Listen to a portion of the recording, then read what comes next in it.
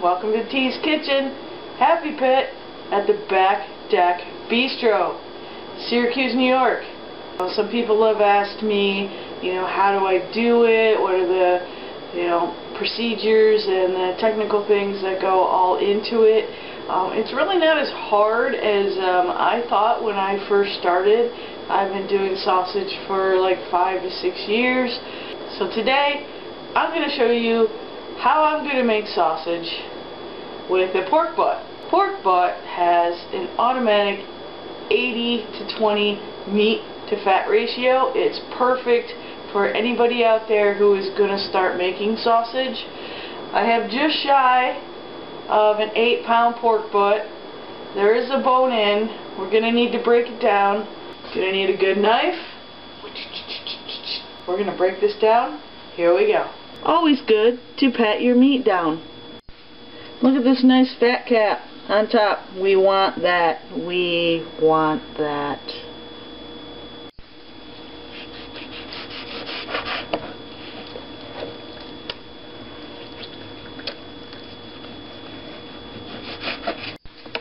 We want these in nice little chunks so that they will go through the grinder without too much effort. You don't want to tax your grinder. Something you always want to remember is to keep your meat cold at all times. If it starts getting a little, warm or whatever, throw it in the refrigerator or the freezer for 20 to 30 minutes. Let it get stiff. It's way easier to cut. I always say if your hands aren't hurting because it's too cold, then it's not cold enough. Your hands need to hurt. That way you know it's cold enough. Okay, so we have about 6.91 pounds after we broke that down. The bone counted for about 3/4 of a pound, so that's to be expected. So, as always, keep your meat cold. Keep it cold. Into the freezer we go. Probably for 30 to 60 minutes when it gets pretty stiff, and then we'll put it through the grinder.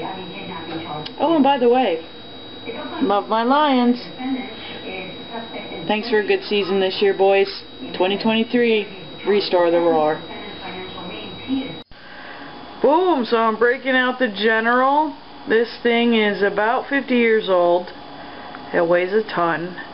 And it's a 0.75 horsepower commercial grade grinder, vintage. But I'll tell you, it does the job. So what I'm going to do is I'm going to take my auger and my housing for my sausage grinder, and I'm going to put this in the freezer for a while because you want to keep everything cold. Sometimes I'll go with a coarse die, but today I'm going to go with a little bit finer grind with this die today. Some people like to mix their seasonings in with their meat before they grind. I am of the other school that likes to grind first and then add my seasonings. I think that it helps a lot with the cleanup of the grinder. You don't get all those seasonings and juices in there, so that's what we're going to do. Okay, so this has been in the freezer for half an hour or so. It's super chill. This is my favorite part, making meatworms. Here we go.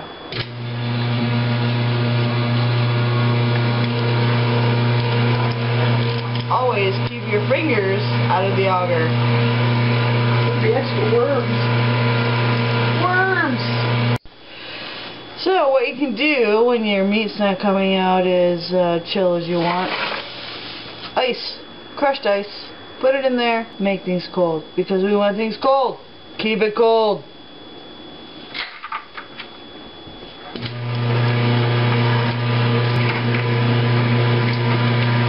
good, it's cold. Oh, there we go. We want those kind of meatworms. We want those kind of meatworms.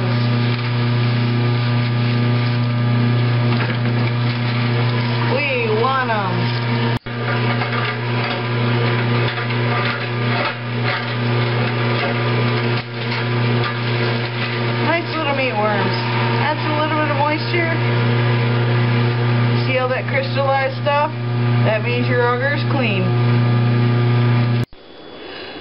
here we go. We're going to put this in the refrigerator because I'm not going to season it tonight. We'll do that tomorrow.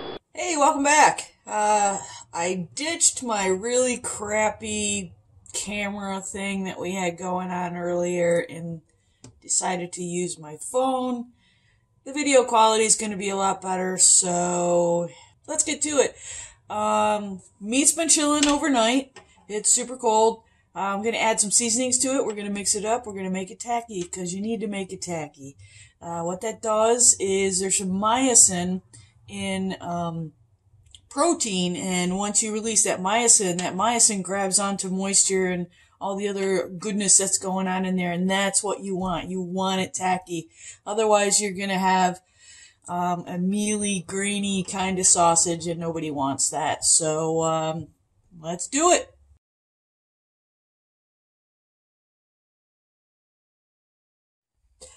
So I put together my own taco seasoning because I didn't want to pay $1 per pack for 7 pounds of meat or 10 pounds of meat. Right now we have a little over 7. We're going to call it 7. So I made up my own taco seasonings by trolling the internet and putting some stuff together that I like. And so I'm going to measure that out. It's 1 ounce per pound. So we're going to do a little over 7 ounces, and then we'll mix this up. Sprinkle this in, just do a little bit to start. Get it folded in there.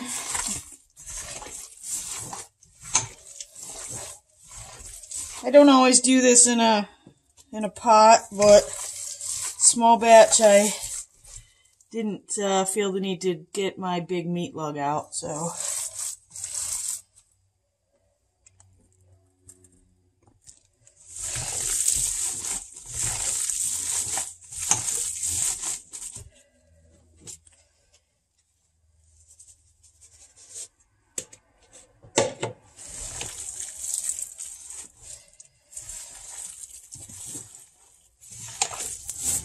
Hey, get back in the pool.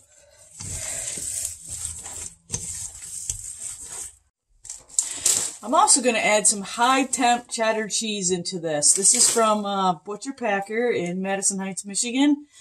They will mail it to you. I like to do that in the cold weather months because that makes things a lot better. You can get it from lots of other places, but that's my favorite place to go. So we'll put the cheese in once we get everything tacky. So this is what you want. You want it tacky. If it can hold up under the palm of your hand and it's sticky, that's what you want. You want that.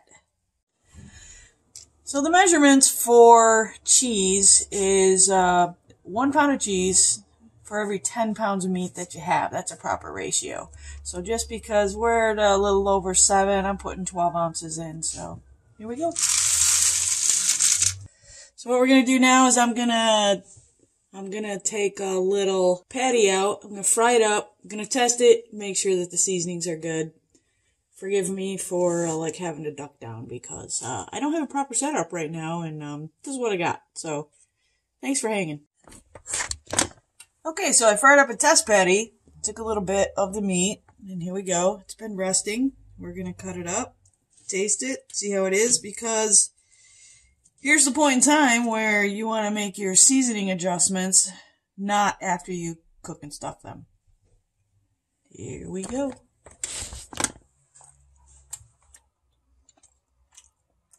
Holy mollies.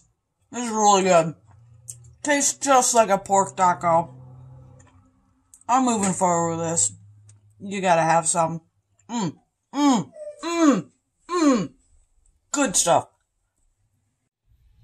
This next part, I found on someone's YouTube. I wish I could thank them properly, but they had their Romanian grandmother in the background.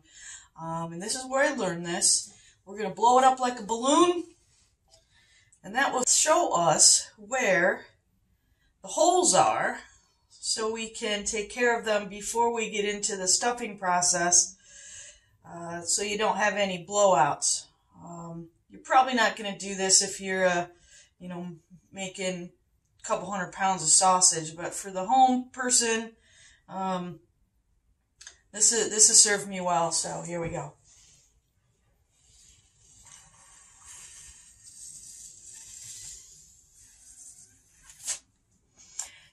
probably not going to want to kiss anybody after this. Or you might. Depends on who you are. But because we're talking about hog casings. Sometimes they smell awful. Dad joke. Anyway, take a little bit of water. Just run some extra through there to clean out the inside.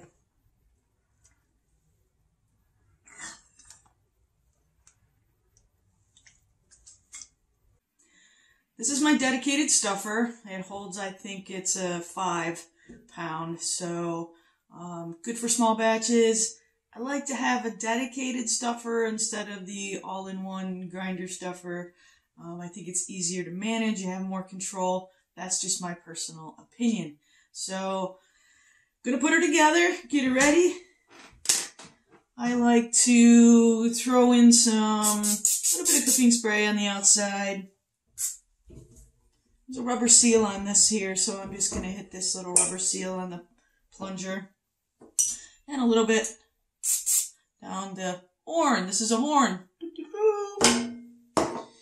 So, let me put her together. Going to get the meat mixture in the canister here. I did have to add a little water to it because it got stiff overnight. So, you want to try to make sure there aren't air pockets in here, so put her in there.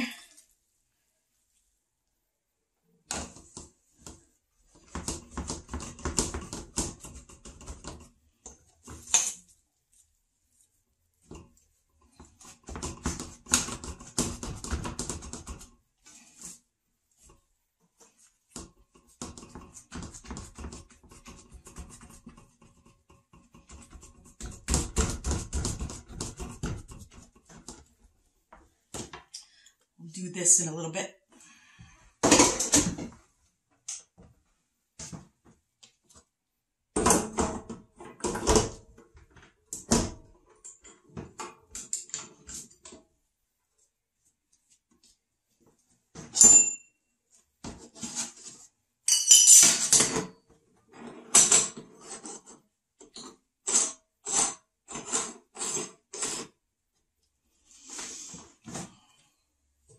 Goodness, my hands are messy.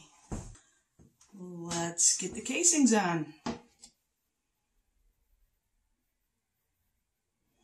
read on a forum board somewhere, one of the OGs that has been doing this for a long, long time. They like to put a little bit of olive oil in here. Just a touch. Helps the casing go back on the horn better.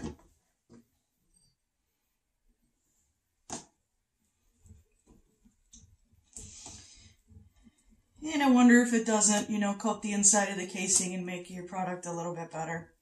I don't know. I still do it.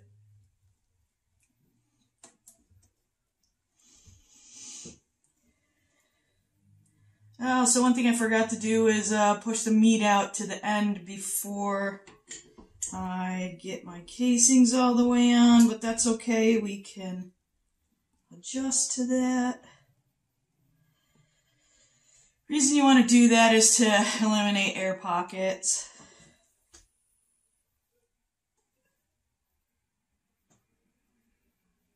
There she blows. Alright, so just gonna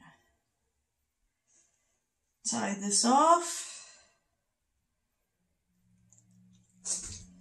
There we go.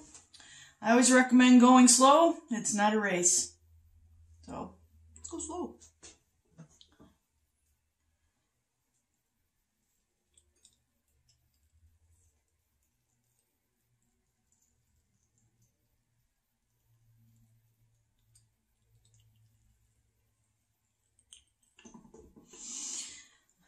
I'm going to twist these as I go. Sometimes I will do the whole ring, spin it around, not, do anything. I'll smoke them, cut them up later. Sometimes I will do the whole, casing and then twist them later. Today I'm just going to take things real slow and we'll twist them as we go. Just pinch it, twist it around a couple of times, start your next one. You'll be able to feel the pressure on here, whether they're too loose or too tight. You don't want either. So, just opposite direction.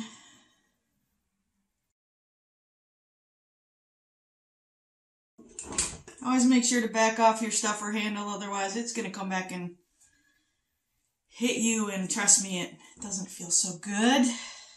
Alright, so here's some really pretty links.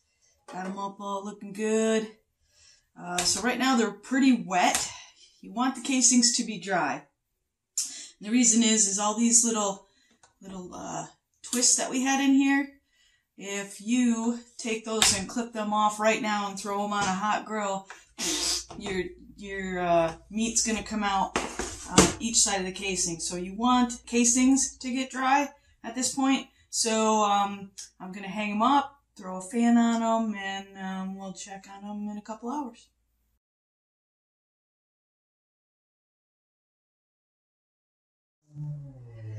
I'm vacuum sealing up my wonderful sausages here. Oh yeah, don't those look good? Something you should know. Oh man, they smell so good. Kind of like a cigar, even though I'm not into cigars, but alright.